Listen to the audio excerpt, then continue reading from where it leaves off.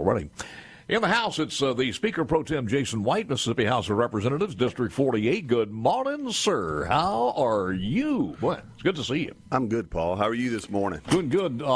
It's a little chilly out there. It's a little chilly out. It's a little chilly out. Man, that's free air conditioning from God. That's the way I look at it, though. Went to let the old dog out early this morning, and we opened the door, and he took about 2 steps out, and he just peeled back inside. Smart dog. He said, "I'll go later." Ooh. Lots of things going on. Let's start it off, first of all, there was a meeting yesterday, and I'm not sure how checked in you are on this one. But beside the Speaker Pro Tem and the Speaker job and all of that, and we'll get to that later, but there was a House Judiciary B subcommittee on, I think, one of the more critical and so far unsolvable problems in our state. God knows we don't want to become another San Francisco or Philadelphia as far as homeless and mentally ill. But there was a meeting yesterday from the Judd B. Are you familiar with that? Yes, sir, I am. They've done Nick Bain and his crew and Representative Creekmore. They've done a lot of work and maybe just scratching the surface on attacking this problem or trying to see. Where are we as far as any lawsuits or things like that on this particular subject? Well, depending on which state agency you want to point at, it seems like we've always got one going, and we're probably partially to blame for that because we hadn't done what we were supposed to do as a state when it comes to those things. So I'm not sitting here telling you we've done everything right. On that particular issue, I think there are a couple of different ones. We did put some money toward trying to start solving some of those issues. It's, not specific as to mental health in the last session and the ARPA funds and some of the things we did while we've got some money to do some things. But that's what led to these guys drilling down and wanting to focus on this a little bit, is to see what we can do in that world. We've got all of our issues. We've got our different regions around the state where folks can go and seek some help, and we have not supported those financially like we should have. In my former life, I'm a lawyer by trade, but before I was elected to the legislature, I served as a special master in our Chancery Court there at home. And one of the duties you have is you hear all the commitments, both voluntary and involuntary, for folks that need help. Their family has come to the court and asked for them to be committed into an institution where they can get the help they need. And so I saw it firsthand on the front line, and there's a lot of room for work there, Paul. I was watching the Greg Gutfeld show, which is nightly, and it's number one now. It's taken over late night talk from Kimmel and all those other ones. But they were showing some of the commercials that they are playing in Mexico. Hold on to this now. Mexico is running commercials almost like the Nancy Reagan "Don't do drugs." Because what fentanyl will do to you. And they're using video filmed on the streets of Philadelphia, which looks like a Walking Dead scenario. Mexico using films of homeless, mentally ill people on drugs. And I think most of these people who say that those homeless there, almost 100% of them are on drugs, and a great number of them either before or after, currently one way or the other, have some mental issues. And God knows we don't want to become that, but according to Angela Ladner, and she's the executive director of the Mississippi Psychiatric Association, she says, Jason, that we have 600,000 people that qualify for that in the state of Mississippi. That is a heck of a lot. I can't validate or invalidate that number. I know it's a lot. I was mentioning the commitments. A lot of times that was drug and alcohol commitments, but when the folks got in court, we realized there was a different, deeper issue and mental illness there, and those things were just symptoms of it, so to speak. So it's there, it's real, and like so many other things in our state, there's a whole lot of room for improvement there. When we go back and we take a look at how this affects the county jails, I think in all 82 counties we got a problem there. You got sheriffs out there saying and pleading, look, most of the people we have, we've arrested them for a sundry of different things. but you just can't let. What do we do with them? Yeah, you can't let them out on the streets. Look, I was also a city prosecutor and a city judge at different times. We'd have folks in there, and they'd stolen a loaf of bread, but they had $50 in their pocket. They just and they're sitting over in the jail. The problem wasn't they weren't hungry. They didn't want the bread. They just were looking for a place to stay, and that was a way to get somewhere. Yeah. And the sheriff, he's not equipped to handle these patients. It's not where they need to be. We have made some improvements there and trying to get folks not sending them to jail, but trying to get them where they need to be. It's just we need more resources and more boots on the ground when it comes. Well, that's to what he dealing with says. And most of the sheriff said yesterday, committal waitments to be transferred to other facilities. No beds were available. Where do they go? Some mental health professionals described that the recently launched 988 line is one way to reduce the law enforcement involvement, where 80% of the calls are resolved, said our friend and a visitor to the program, Dr. Catherine Panel, and we'll see if we can get her back on and talk about this. She's medical director for something called Right Track Medical Group. She said the patients get the help they need, and that's the end of it. So that's the scenario that you want to see play out. But the problem is sometimes there's not enough places to go, not enough beds. And I've always been a little bit confused on this one. Do we have any mental health centers out there in different areas that are not open, or do you know? Because of staffing and funding. Not that I know of that are not open. They're just the ones that are there are incredibly understaffed and need more resources. And they need more resources. And that, like I said, we can point the finger at the state a little bit on that. So we have pledged to do better, and that's what led to Chairman Bain really looking into this and focusing on it and seeing what we could do. Just one of the areas. We got so many different things, and we're talking about lawsuits that are kind of pushing us along as far as the DOJ and a situation that has to be solved sooner or later when the final decision comes down as far as the Mississippi Department of Corrections. That's another one. That's another one. You sure you want another job in the legislature? I don't know, Paul. I don't know. Sometimes when I point my old truck north and head back toward District 48 and leave the friendly confines of the capital city, I'm like, boy, I could keep this thing going in that direction and not turn around. But the water is so good. How are you going to leave there? So go on. Now, see, you had to go there. So what do we do about this as far as the prisons in the 2023? Are we going to allocate more money? There's talk out there about building a new prison. The commissioner said maybe holding about 1,800 people, which would be three-quarters or more of what is at Parchman, from what I gather.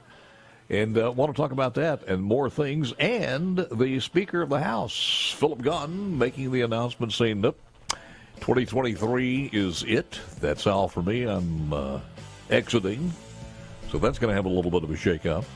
We'll talk about that and more with Jason White, who is now the Speaker Pro Tem, right after this. Stapleton back live in the Trustmark Studios this holiday season. If you want to begin a nest egg, by the time you become an empty nester, count on Trustmark, people you trust. Advice that works, member FDICR. C-Spire text line, as always, is 601-879-4395. We are live in living color on Channel 70 of C-Spire, TV platform across the entire state, and, of course, SuperTalk TV from here to the Belgium Congo and in between. So there you go. And on with me, TV, audio, video, your electric toaster, and 2 or 3 brands out of the Whirlpool washers is Jason White. So we were talking about a lot of different things here, but what was the last thing I asked you? I forgot. I even forgot. Well, Paul, you asked me several things, and then you played Stranglehold as we went out. So, and as we come back in, you play I Should Probably Leave. So I don't know. There's no indication. No. The welcome is warm. Don't get me wrong. I love both songs. I know, but it just played in it that way. They were outstanding. I'm looking at the 2023 session and thinking about all the things that go on, and then the governor had in a press release or an interview somewhere saying basically some of the objectives he has. And I think number one, and I'm hoping it's in the House and Senate also, is to tackle this income tax and to go on and do it the full measure of where we are instead of this gradual thing. Are we closer to that? And don't give me a political. I'm not going. But somewhere down, we really need a financial, a fiscal responsible answer. Is it possible to do this and do it far more rapidly than we'd planned? We still think it's possible. I mean, you're talking to a guy who helped get the votes and corral them in the House. We've passed total elimination of the income tax in the House. 2 years in a row. And we ended up with a compromise bill that the Senate could go along with, and I'm not throwing them under the bus, but they were much more cautious than we were, and we thought we could do it. We still think we can do it. I did look at the governor's executive budget recommendation yesterday. I glanced at it real quick between meetings, and he's proposing taking it to 4% now, just going ahead and getting it to a flat tax of 4% now, and then peeling off 1%, a fourth of that over the next 4 years and doing away with it. I don't know that the votes exist for that in the state Senate. Like I say, What do you think the votes are there for? What do you think we could if we accelerated at all? To get those folks, to the compromise we had last year, and the bill that was passed, which I thought was a good start, and it was, a bunch of folks did a victory lap on that, including the governor. So I'm not ready to just totally abandon our plan, that's a 4-year phase in, and our original plan to totally do away with it was about 10 or 12 years. And so, because it does, we are, we're addicted to the income tax. We fund a large portion of our state budget off of that. So to wean ourselves off of that, I do think the revenue exists. I do think there's a way to do it. And look, we had a joint legislative budget committee meeting last week, which is why you see the governor's budget recommendations coming this week. And we're going to take in well over $7 billion again this year. And we're running state government at about 6.2, 6.3, which includes a lot of money to replace. Which includes the the teacher pay raise. We went from 5.9 to about a $6.25 billion budget that we passed last year. But we're still going to take in over $1 billion in excess again this year. Just to get our time frame right here, and again, Jason White is my guest this morning. To define who the weenie and the weaners are, when you talk about weaning ourselves off of this, we haven't begun that yet. We don't have the figures from the first phase in, how we've sustained that yet. No, we don't. We will. You'll start to see that in the next year as we start coming down off of that. But it's about a 600, depending on whose math you want to look at. It's somewhere between a $550 and $600 million tax cut that's going to be phased in over 4 years. That money will go back into the general population, into the marketplace, which is good. Will it generate additional taxes? Yes. How much to supplant that? We'll have to wait and see. But so it sounds like, as Speaker Pro Tem right now, your answer to the governor is we're going to be very cautious about this, and it certainly will work with you, but it's not a done deal. Just let's see what's going to happen with the first phase. Well, again, that place operates on votes, and I know what it took to find a deal with the state Senate. And again, those guys were willing to work and compromise, and they did. We went from a place where there wasn't going to be a tax cut to a fairly aggressive one to get us to a 4% flat tax state, which makes us the fifth best in the country of states that have income tax. So, there was a lot of heavy lifting to get that thing done. And so I'm saying, those guys are going to look at me a little bit cross-eyed when I walk in and say, we're ready to go, full Monty here, and let's do the whole thing.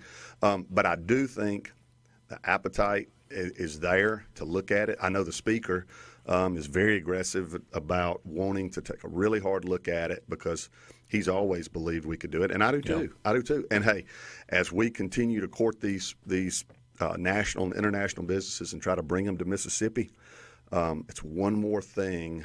If we had totally eliminated the income tax last year, would there even be a question when we were debating this economic development project that we Dynamic Steel? Steel Dynamics. Yeah, Steel Dynamics. And there were lots of questions on the House floor, in committee, and other places in the media, even about, hey, how many of these people are actually going to work in Tennessee or Alabama and just come over and work at this place? You know, are we really benefiting Mississippians? And, and my answer was, well, I can tell you this. If we eliminate the income tax, they'll all be Mississippians. They'll be making almost $100,000 a year. That's very, very true. It's the same thing as far as Memphis and that population, as far as not that we could handle any more people in DeSoto County right now, but it does add a couple of more M&Ms to the trail mix. For sure it does. To put that in there, so to speak. Yep.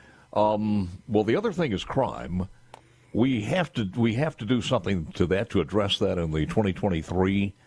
And I don't know how the legislature does that, but it would seem to me that the place that you guys are lacking or need to be shored up a little bit as far as the judicial system, the court system, et cetera, et cetera. The municipalities are going to have to do some things on their own. Look, there's lots of room for folks to improve from municipal, county, with our sheriff's departments. We want to be sure they've got the resources and the things they need. I believe it's this coming Monday. There will be hearings at the Capitol. Again, Judd B. and Chairman Bain and his committee. I believe the Honorable Mayor of Jackson is going to be with them. They've asked him to come. I believe they even sent him a summons to be there to talk about crime in Jackson specifically. So, there'll be headlines generated, I'm sure, around that. Yeah. But look, nobody's necessarily pointing fingers. We're just looking for ways that we as a legislature can move the ball and move the needle when it comes to making a dent in this crime situation statewide, not just in Jackson, but statewide. I know. Listen, it's just opportunities missed, money misspent. When you start looking at the graft, when you start looking at the money we've sent to the Ukraine, which is going to be taking on a whole different flavor next year, and I think people know that now as the Republicans take over in the House. The checks are not going to clear for the Ukraine as easily as they have been doing, unless he can get by with it one way or the other. But I saw a figure the other day that, Jason, the number of additional police that could be put in just about every mid-size and large city in America, certainly in those that have a high crime rate, Chicago, places like Oregon and the state of Oregon and many other places, New York, was unbelievable. That we sent the money to the Ukraine and other places, and the amount of money he's just dishing out of taxpayer money on that last trip as far as climate change. We could take care of crime by putting so many different police officers trained and on the streets, and a missed opportunity.